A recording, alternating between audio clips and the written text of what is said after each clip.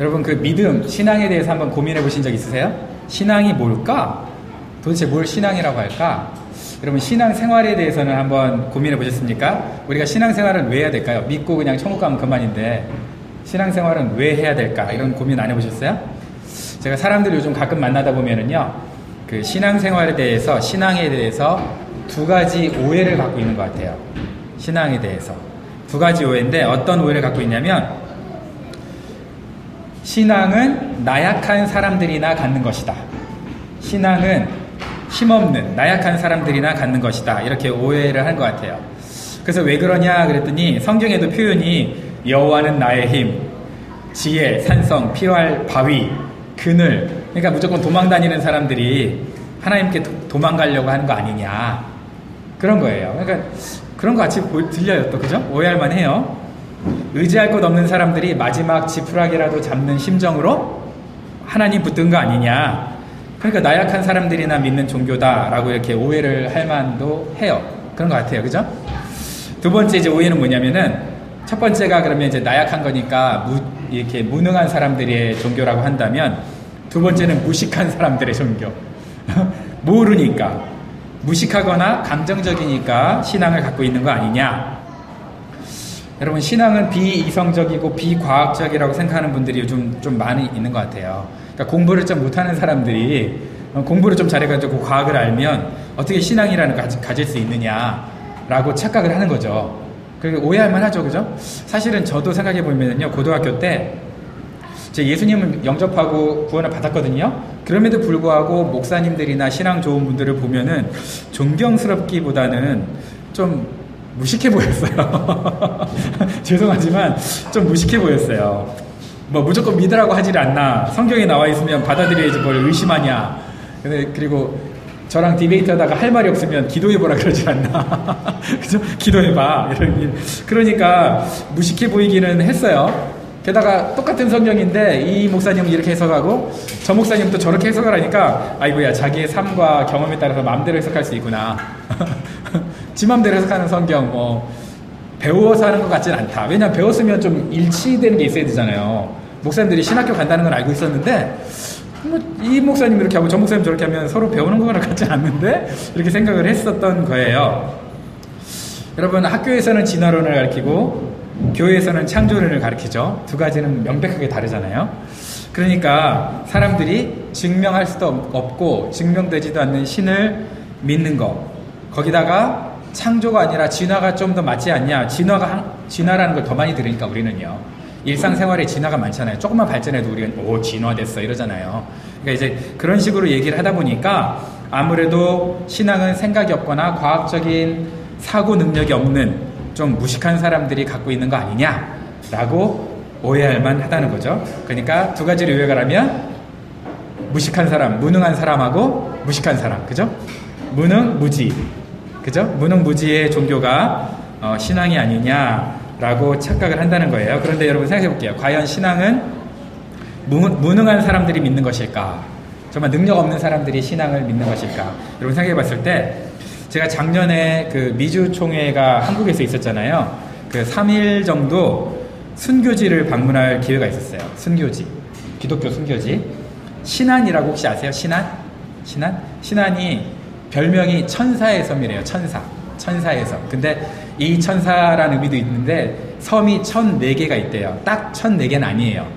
그냥 어거지로 맞췄어요. 1002개인가 뭐 1005개인가 그래요. 근데 천사의 섬 이래가지고 어거지를 맞춰가지고요, 그 섬들이 다리나 배편으로 서로 연결이 돼 있어요. 근데 재밌는 거는 이 섬이 복음화율이 50%가 넘어. 예수님 믿는 복음화율이 50%가 넘어. 그래서 야, 어떻게 50%가 넘을까 봤더니 문준경 전도사님이라고 여러분 아세요? 우리 성결교회 대표적인 성결교회 그 어머니라 그러는데 그 대표적인 복음전도자셨어요. 이분이 고무신 9켤레가 1년에 고무신 9켤레가 다를 정도로 돌아다니면서, 섬을 돌아다니면서 복음을 전하신 거예요, 세상에. 그래서 복음화율이 50%가 넘는데 이분이 있잖아요, 6.25 당시에 도망갈 수 있었어. 이 섬에서 저 섬으로 도망 다니면서 어디 숨어 있을 수 있었는데 자기가 복음을 전했던 그 사람들은 신앙을 저버리지 않고 죽는데, 근데 그 사람들 버리고 나 도망갈 수 없다 그래가지고요, 자기가 세웠던 11개의 기도처와 예배처소가 있거든요. 거길 돌아다니면서 다시 복음을 굳건히 하겠다고 들어간 거예요. 근데 거기에 공산당이 있었을까 없었을까요? 있었어요. 그래서 그 공산당이 이 문준경 전사님을 잡아가지고 같이 모든 성도와 함께 한 20명 정도 되는 성도와 함께 죽창으로 찔러서 죽은 거예요. 여러분 생각해 보세요. 과연 이분이 능력이 없었어. 그러면 자기를 죽일 걸 뻔히 알면서도 거기에 들어가서 같이 순교를 했을까요? 정말 그렇게 능력이 없는 사람이었으면, 겁먹고 무능한 사람이었으면 그럴 수 있었을까요? 거기만 그런 게 아니야. 전교인 76명인 병촌교회가 있어요. 전교인 76명인데 그 중에 66명, 10명 빼고 66명이 3일 동안 순교를 했어요. 1차, 2차, 3차로. 거의 다 순교했어. 그럼 그분들이 무능한 사람들이라면, 겁먹고 그런 사람들이라면, 능력이 없는 사람들이라면 신앙을 지키기 위해서 순교할 수 있었을까요? 과연? 그럴 수 있었을까? 거기만 그런 게 아니에요. 이름이 좀 웃긴데 임자 진리교회라고 있어요. 거기도 48명이 순교를 했어요. 한 날에 48명이. 여러분, 무능하고 연약한 상태에서 신앙을 시작했을 수는 있어요. 우리가 왜? 지푸라기라도 잡고 싶은 심정으로 신앙을 시작하는 사람이 많으니까, 그죠? 그런데 처음은 그래도 끝은 무능하지 않잖아요. 순교한 사람들 보면. 순교한 걸 어떻게 우리가 무능하다고 볼 수 있겠어요? 간혹 우리가 대한독립만세라든가, 그러니까 국가라든가 친구를 위해서라든가 의로운 일을 위해서 죽는 사람들을 볼 때 우리가 무능하다고 하지 않잖아요. 손가락질을 하지 않잖아요. 근데 그것보다 더 뛰어난 하나님의 나라를 위해서, 신앙을 위해서 자기 생명을, 죽음을 두려워하지 않는 순교자, 그런 사람들을 봤을 때 신앙은 무능한 사람들의 것이다, 그렇게 우리가 볼 수 없다는 거죠. 볼 수 없어요. 자, 그러면 신앙은 무능한 사람의 것은 아닌데 그 신앙을 위해서 자기의 목숨까지 내던지는 거 보면 무식한 거야, 이렇게 생각할 수 있어요. 그죠? 얼마나 무식하면 그걸 그런데 저도 있잖아요. 신앙이 무식해 보여가지고, 너무 무식해 보여가지고 제가 그래서 공부를 좀 더 많이 했던 것 같아요. 여러분, 제가 학사가 2개인 거 알죠? BA가 2개, 배철러가 2개고요. 석사도 2개예요. 마스터도 2개고, 그 다음에 지금은 박사 학위를 지금 하고 있는데, 제가 오죽하면 캐나다까지 유학을 와서 공부를 하려고 했겠어요. 그래서 오죽하면. 여러분, 캐나다까지 와가지고 공부를 하는 사람을 무식하다라고 얘기하면 저도 뭐 할 말 없어요. 그죠? 그런 신앙인은 무식하다 이렇게 얘기하면 할 말 없는데, 제가 여기 2002년에 올 때는 토플이 PBT에서 CBT로 바뀔 때예요. 그 페이퍼 베이스 토플에서 컴퓨터 베이스 토플로 CBT, 지금은 IBT죠. 인터넷 베이스. 네, IBT인데 이게 바뀌던 시대였는데, 제가 토플 점수를 딱 받아가지고 이제 유명한 대학 2곳이 있어요. 여러분 말 안 해도 아는 유명한 대학 2곳에 박사과정이 있는 줄 알고 어플리케이션을 쓰러 딱 갔어요. 갔는데 PhD가 없대. 그 학교 2곳이. 왜 왔니? PhD가 없는데 왜 왔니? 나보고. 그래서 아니 무슨 학교가 그러냐고, PhD가 왜 없냐고, 니네 대학교 맞냐고, 대학원 맞냐고 그랬더니 대학원은 맞는데 PhD가 없대. 디민도 한 4, 5년 있으면 생길 거래. 그때 당시에 디민도 없는 거예요, 세상에. 그래가지고 그걸 이제 저희 어머니한테 얘기했죠. 엄마, 유학을 왔는데 점수 돼가지고 PhD 어플리케이션 쓰려고 그랬더니 PhD가 없다네? 우리 어머니가 뭐라고 그랬어요? 우리 어머니가 아이고 우리 아들 잘했다, 빨리 와라, 돌아와라, 너 보고 싶은데 잘 됐네, 그러겠어요? 아니면은 쪽팔린데 거기 1년만 있어라, 이러겠어요? 쪽팔린데 거기 1년만 있어라 그랬으니까 제가 지금 20년째 살고 있는 거예요. 22년째 살고 있는 거예요. 그죠? 그렇게 된 거예요, 제 삶이. 참 애라죠. 그죠? 아무것도 모르고 지금까지 그렇게 창피해서 살던 제 인생이 지금 22년간 이렇게 밴쿠버에서 살고 있는데, 근데 그때는 제가 선택을 잘못해가지고 그렇다 치지만, 여러분이 저를 볼 때 멍청해 보이세요? 무식해 보이세요? 무식해 보이는군요. 아, 이거 진짜 공부를 더 잘해야 되겠다. 여러분, 신앙은 무식한 게 아니에요. 신앙은 비이성적이고 비과학적인 게 아니라 여기다가는 슈퍼를 써야 돼요. 초이성적이고 초과학적인 거예요. 신앙은 과학을 초월하고 이성을 초월하는 게 신앙이지 비이성적이고 비합리적이고 비과학적인 게 아니라는 거예요. 여러분 한번 생각해 볼게요. 진짜 생각해 보세요. 여러분 저와 같이 신이 있어요. 그분이 예수님이에요. 신이라는 분이 예수님인데 생각해 보세요. 동정녀 마리아를 통해서 신이 태어나지 않고 그냥 남자와 여자를 통해서 태어난 분을 신이라고 한다면 여러분 믿겠어요? 그게 과학적으로 맞잖아요. 일단은 그래야 그죠? 근데 여러분들이 어떤 남자와 여자, 예를 들어서 뭐 이조 시대에 어떤 유명한 존경할 만한 세종대왕과 누구가 결혼해서 예수님이 낳았다. 그분이 인류의 신이다. 그럼 여러분 믿겠냐고. 그게 더 웃긴 거 아니에요? 그걸 어떻게 믿어? 그죠? 자, 십자가에서 돌아가셨어요. 그 다음에 우리 인류의 죄를 위해서 죽으셨다는데 부활은 못해. 부활은 못해. 여전히 무덤에 계셔. 여러분 그럼 그분을 구주로 믿겠냐고요? 믿을 수 있어요? 그게 더 못 믿는 거예요. 그죠? 그러니까 우리가 상식적으로 생각해 보자고요. 정말 진짜 신이라면 본인이 어떤 과학 우주 법칙을 만들었어. 그 안에 자기가 갇혀야 돼요. 그걸 초월할 수 있어야 돼요. 그걸 초월하실 수 있어야 신이라고 믿는 거죠. 안 그러겠어요? 그죠? 인간인 우리가 이해할 수 있으면 더 이상 신이 아니죠. 우리의 이해를 넘어설 수 있는 분이어야만 신이신 거예요.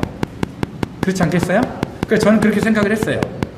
과학적이고 이성적이어야 믿지라고 하는 사람들이 항상 빠지는 오류예요. 과학에 갇혀있다면 그분은 더 이상 신이 아니에요. 이성 안에 갇혀있다면 그분은 더 이상 신이 아니에요. 인간인 거지. 그렇잖아요. 그래서 저는 그렇게 생각을 했어요. 그래서 과학과 이성을 초월하지 못한다면 신이 아니고 신이시기 때문에 그걸 능히 자신의 인격에 맞춰서 아무 때나 변덕스럽게 초월하는 건 아니지만 자기의 목적과 인격에 맞춰서 초월하실 수 있다. 이게 신인 거죠. 이분이. 그분이 누구예요? 예수님인 거죠. 그분이 예수님인 거죠.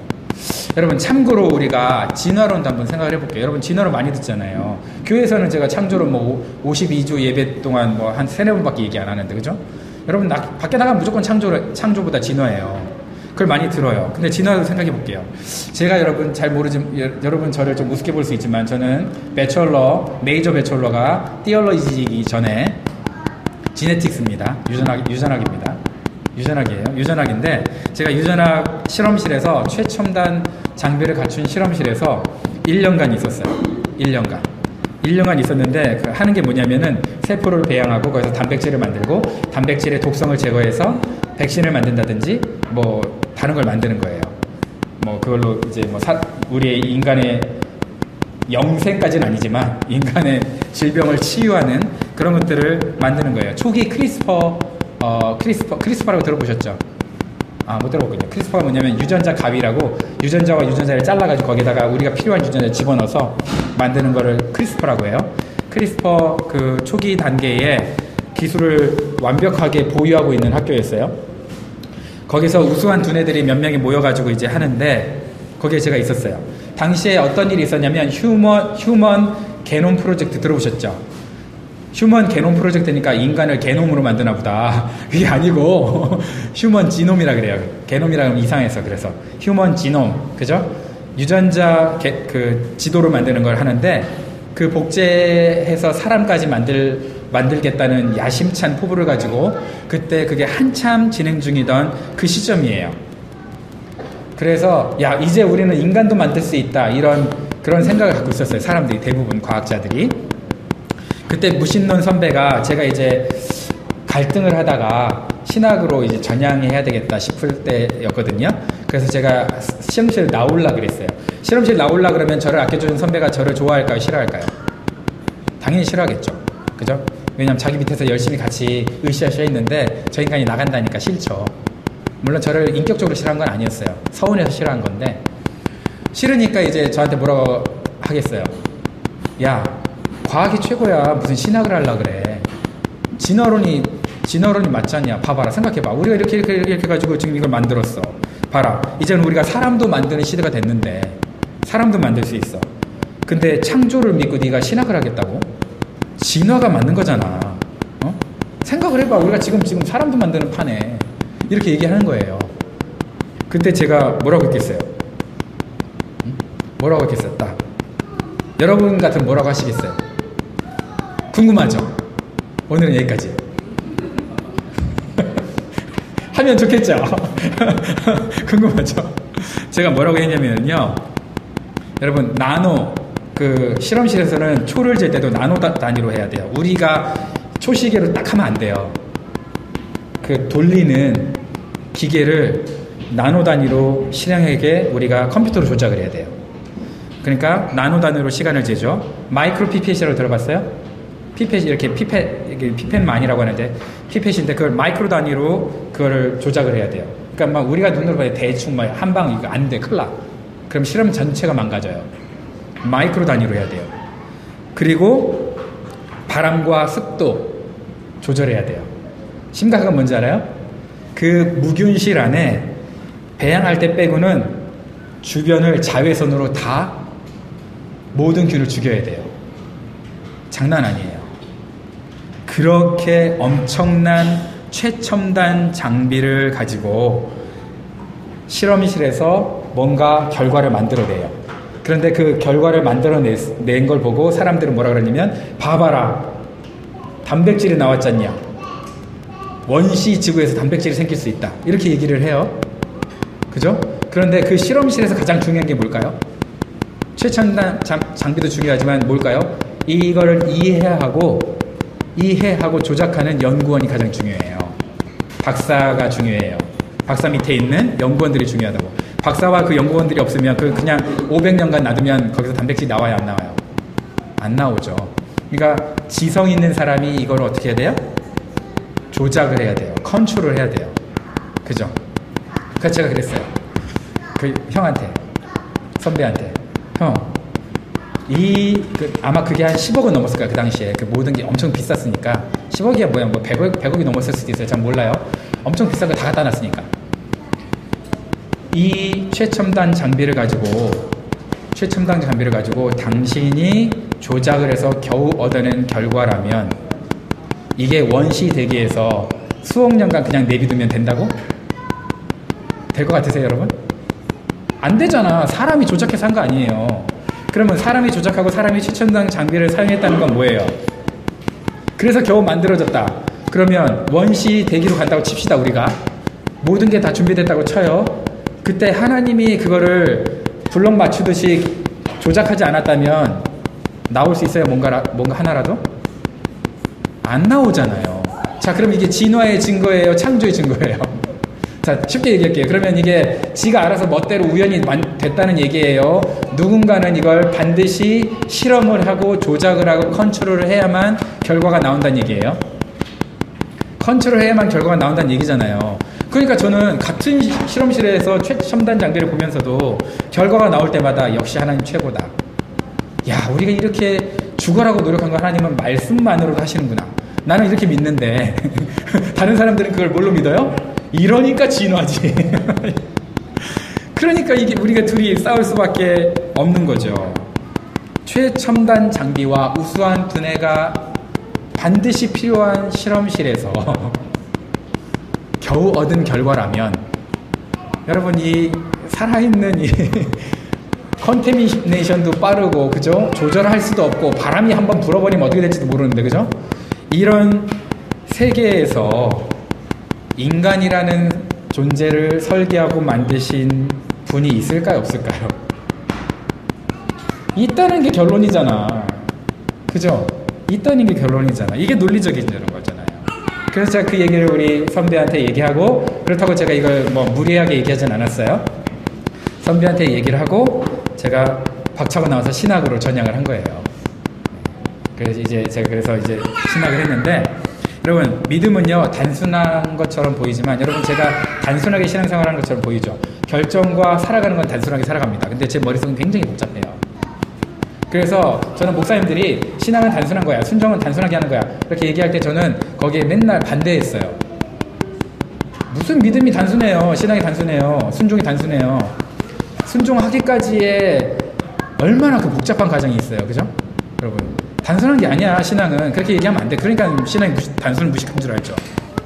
참 믿음은 모든 것을 계산할 수 있음에도 불구하고 모든 프로와 컨스를 알면서도 내가 믿기로 선택하는 것이 신앙이에요. 그래서 여러분, 여호와께 기도하면 사자굴에 집어 던지겠다는 왕의 조서에 어인이 찍힌 것을 다니엘이 알았어요, 몰랐어요? 알았어요. 알고도 어떻게 했어요? 그래서 그 사람은 알고도 하나님께 3번 감사하였더라 그랬잖아요. 모르고 감사하다가 잡혀서 사자굴에 들어간 게 아니야. 알고도. 여러분 믿음의 조상 아브라함도요, 자기 아내 사라의 그 생리가 끊어졌어. 이제 육체적으로는 자녀를 낳을 가망성이 없음을 몰랐을까요? 로마서에 보면 알고도 믿음이 약하여지지 않았다 그랬어요. 알고도. 무슨 얘기냐? 우리가 있잖아요, 아무것도 모르고 정말 무식해서 무턱대고 맹신하는 게 신앙이 아니라는 거예요. 알고도, 과학적으로 이성적으로 불가능한 것을 알고도 믿는 게 신앙이라는 거예요. 자, 하나 예를 더 들어볼까요? 우리 예수님은요, 예수님이 자기가 성육신하시고 이 땅에 오시면 십자가를 안 질 거라고 생각하셨어요? 아니에요. 하나님이신 그분이 순종해서 이 땅에 오면 인간들이 어떻게 해야 돼? 알아서 겨야죠. 그런데 알아서 겼어요? 알아서 십자가로 내몰았잖아요. 그죠? 십자가로 내몰아서 죽였어요. 그런데 십자가를 지고 부활하면 이 세상 모든 사람들이 회개하고 예수님을 믿을 거라고 또 생각하셨을까요? 그래요? 아니에요. 야, 그러면 어떻게 사람이 십자가에서 죽고 부활하냐? 말도 안 되는 거짓말하고 있네. 이렇게 말할 걸 알고도 예수님은 지금까지 뭐하고 계세요? 사랑으로 기다리고 인내해 주시는 거예요. 알고도. 그게 신앙이에요. 그래서 저는 신앙을 결코 무식하다라고 말하지 않습니다. 지금 무능한 사람들의 것이다 라고 얘기하지도 않습니다. 진정한 신앙은 누구보다도 지혜롭고 누구보다도 능력이 많으신 하나님을 닮아가는 거예요. 그러니까 우리가 신앙이 깊어지면서 어떻게 돼야 돼? 사랑은 풍성해지지만 더 날카롭게 생각할 수 있고 더 능력 있게 살아갈 수 있는 게, 그게 신앙인 거예요. 날이 갈수록 이빨 빠지는 호랑이가 되는 게 아니고 날카로우면서도 사랑하고 지혜로우면서도 사랑할 수 있는 게 신앙인 거죠. 그럼 여러분의 신앙은 어때요? 내 신앙은 시간이 지나면서 내 신앙도 죽는다. 죽어간다. 그렇습니까? 아니면 죽음조차도 초월할 수 있는 능력이 생기고 날이 가면 갈수록, 옛날엔 죽음이 좀 두려웠는데 이제는 죽을 수 있겠다. 그 정도로 막 이렇게 성장하고 있습니까?